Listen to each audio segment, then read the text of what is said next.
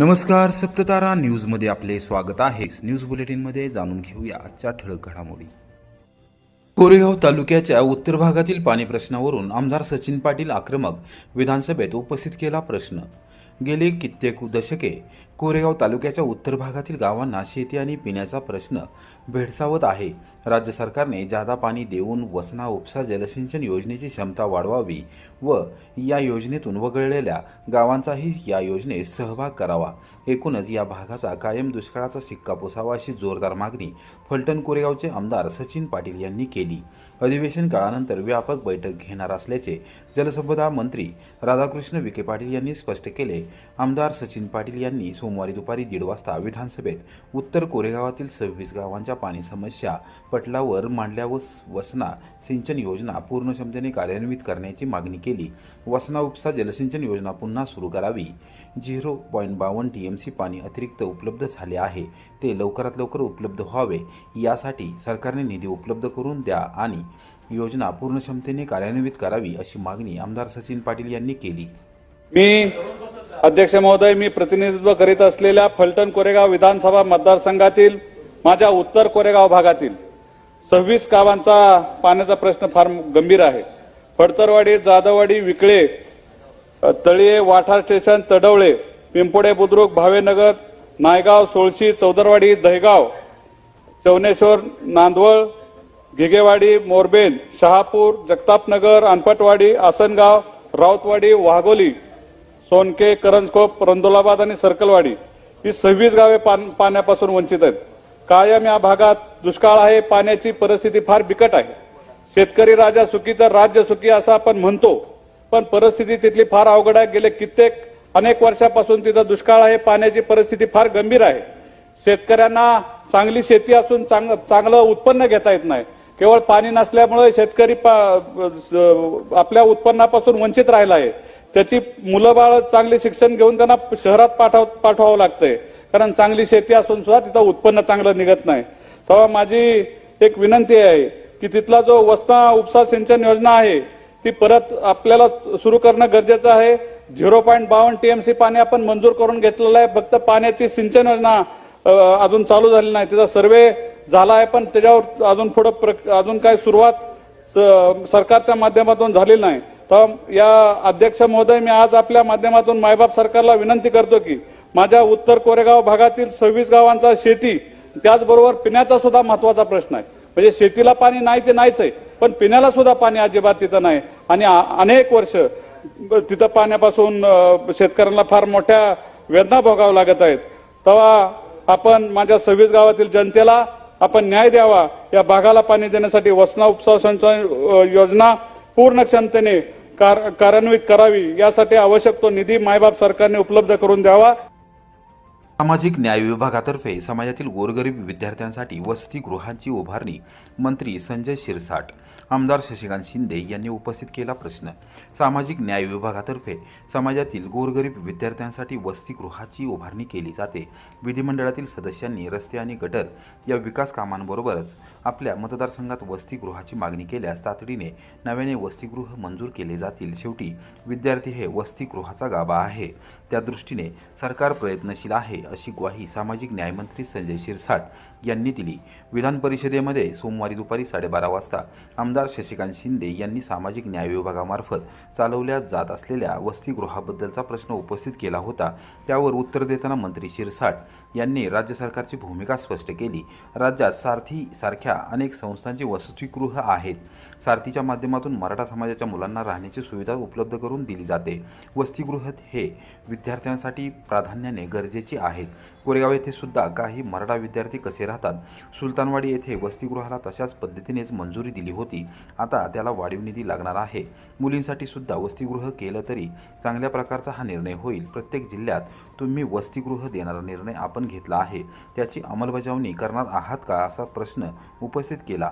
त्यावर मंत्री शिरसाट यांनी भूमिका मांडली की अनेक वसतिगृह आहेत स्कोपच्या बाहेर आता ते पॉलिसिटीचे म्हणून की तिथे आपण आता बघितलं सारथी वगैरे ह्या ठिकाणी आता नवीन वसतिगृह मराठा समाजाला मुलांना करण्याचं केलं। तसं आपल्याकडं जे विद्यार्थी आहेत त्यासाठी प्राधान्याने करणं गरजेचं आहे। आता कोरेगावला सुद्धा जर बघितलं एका इमारतीमध्ये कशी विद्यार्थी राहतात, तर आपण सुलतानवाडीला सुद्धा तशी मंजुरी दिली होती. मुलांचं वसतिगृह चाललेलं आहे, त्याला वाढीव निधी लागणार आहे आणि मुलींसाठी सुद्धा वसतिगृह केलं तर एक चांगल्या प्रकारचे प्रत्येक जिल्ह्यात तुम्ही वसतिगृह देणार आहात, तर तशा प्रकारचा निर्णय आपण जर घेतला तर त्या ठिकाणी आपण घेणार आहोत. सदस्याने जो प्रश्न उपस्थित केला आहे तो एका मतदारसंघात नाही तर अनेक मतदारसंघामध्ये असे प्रॉब्लेम्स तयार झालेले आहेत.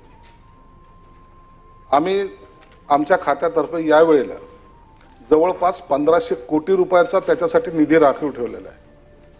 या पूर्ण महाराष्ट्रामध्ये ज्या ज्या ठिकाणी वसतिगृह, आम्ही काही ठिकाणी असं पाहिलेलं आहे, आम्ही वसतिगृह किरायाने घेतो, त्याच्यामध्ये मुलंच नसतात, परंतु आमचं भाडं चालू आहे, तिथं गैरसोयी आहेत. ते असल्यानंतर सुद्धा जे आमचे स्वतःचे वसतिगृह आहेत त्या ठिकाणची सुद्धा संख्या ही काही वेळेला आम्हाला कमी दिसते. 100चं जर त्याचं टार्गेट असेल तर 75-76 असे विद्यार्थी आहेत, बाकीच्यांना प्रवेश मिळत नाही. अनेक वेळेला वेगवेगळ्या विषयी आमदारांचे सुद्धा शिफारस पत्र येतात की आम्हाला त्या ठिकाणी आमच्या मुलांना प्राधान्याने विशेष बाब म्हणून प्रवेश देण्यात यावा. म्हणून या वर्षी आपण एक टार्गेट करतोय, एक 25,000 मुलं कसे या नवीन हॉस्टेलमध्ये जातील म्हणून 1,200 हॉस्टेल्स आम्ही विविध भागात करतोय. मी एक पाहिलं की मी मागे एकदा चेंबूरला गेलो होतो.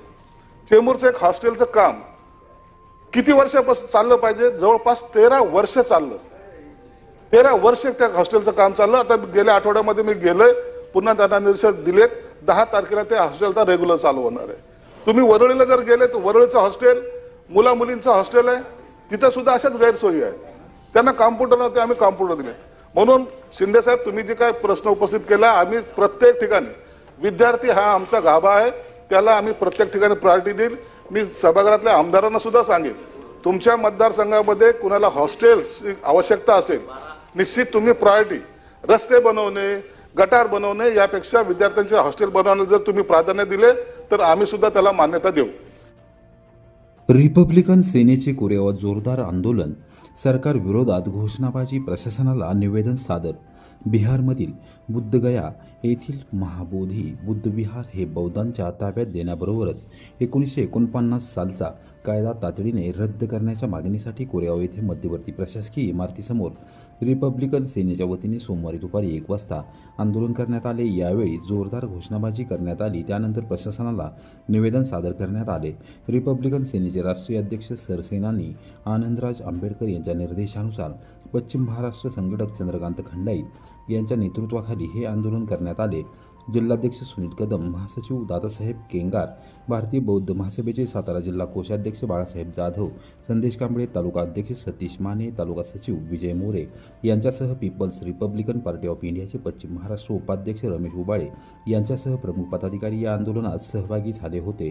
सातारच्या जिल्हाधिकारी कार्यालयासमोर धरणे आंदोलन करून याबाबत न्याय मागितला जात आहे. बुद्धगया मधील महाबोधी बुद्धविहार हे बौद्धांच्या ताब्यात द्यावे ही प्रमुख मागणी असून बिहार सरकारने महाबोधी महाविहारा संदर्भात 1949 साली केलेला काळा कायदा तातडीने रद्द करण्यात यावा अशी मागणी यावेळी करण्यात आली. अर्थानं बौद्ध विचाराला पायदळी तोडवण्याचं काम इथल्या मनुवादी व्यवस्थेनं केलेलं आहे आणि त्या व्यवस्थेला जर मोडायचं असेल तर ते विहार जे आहे ते विहार बौद्धांच्या ताब्यामध्ये मिळणं गरजेचं आहे. नितेश सरकारने आणि नरेंद्र मोदी सरकारने या विषयाचं गांभीर्य लक्षात घेतलं पाहिजे की हे आंदोलन आता प्राथमिक स्तरावर संपूर्ण देशामध्ये सुरू आहे, परंतु ज्या वेळेला याला विश्वव्यापी स्वरूप येईल, संपूर्ण जगातले बौद्ध राष्ट्र आहेत हे बौद्ध राष्ट्र सुद्धा या आंदोलनामध्ये उतरतील. पण त्याचबरोबर महाराष्ट्रातलं गाव ना गाव या आंदोलनामध्ये उतरल्याशिवाय राहणार नाही.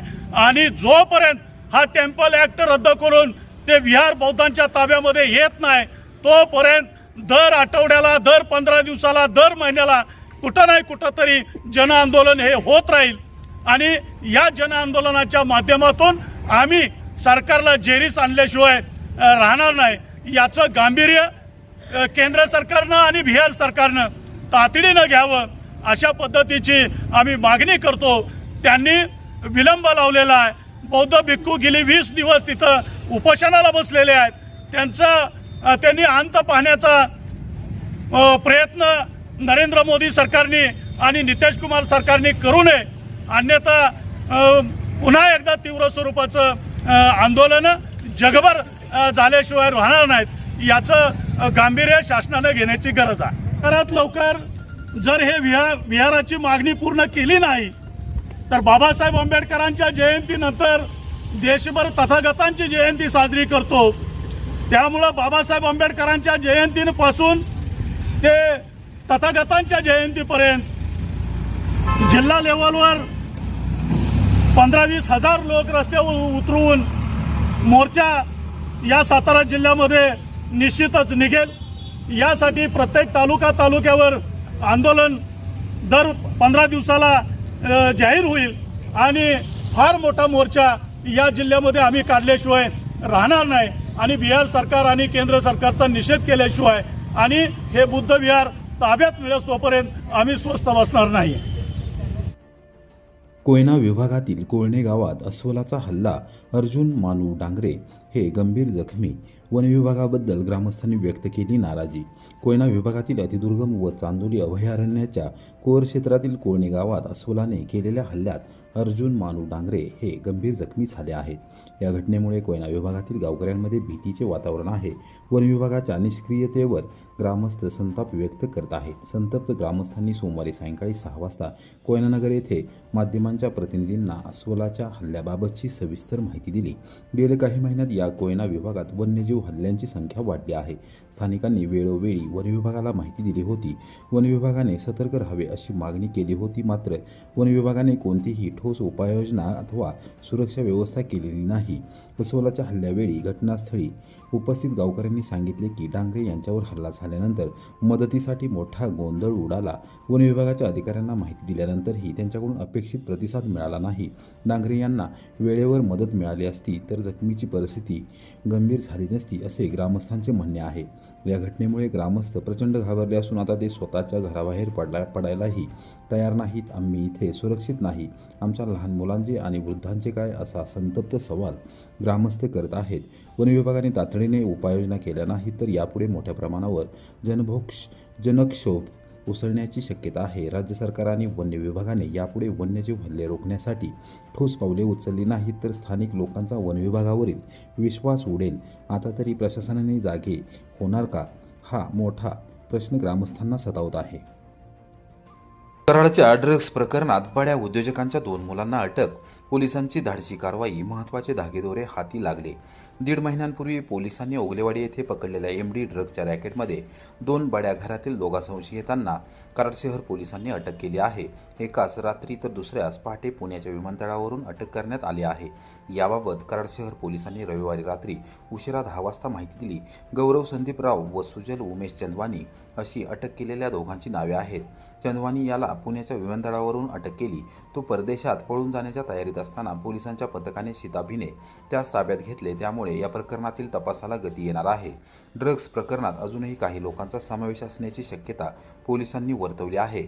ओगलेवाडी येथे छापा टाकून MD ड्रग्ज विक्री करणाऱ्यांना अटक केली होती. त्याचे धागेदोरे सुरुवातीला मुंबई त्यानंतर परदेशापर्यंत असल्याचे स्पष्ट झाले होते. या प्रकरणी अत्यंत बारकाईने पोलीस तपास सुरू होता. यापूर्वी अटक केलेल्या संशयितांबरोबर चंदवानी व राव याचे कॉल रेकॉर्डिंग पोलिसांना मिळून आले आहेत. फोन कॉलमधून काही धक्कादायक माहिती पुढे आली आहे.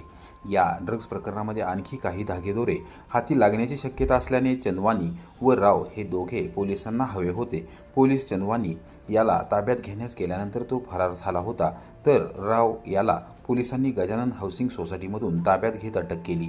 त्यानंतर पोलिसांची 3 पथके चंदवानीच्या मागावर होती. चंदवानीने 2 वेळा पुण्यातच पोलिसांना गोंगारा दिला होता. काल रात्रीपासून पथके त्याच्या मागावर होती. तो परदेशी पळून जाण्याच्या तयारीत होता अशी खात्रीशीर माहिती पोलिसांची होती. त्यामुळे पोलीस त्याच्या हालचालीवर वॉच ठेवून होते. त्याला पहाटेच पुण्याच्या विमानतळावरून अटक करण्यात आली.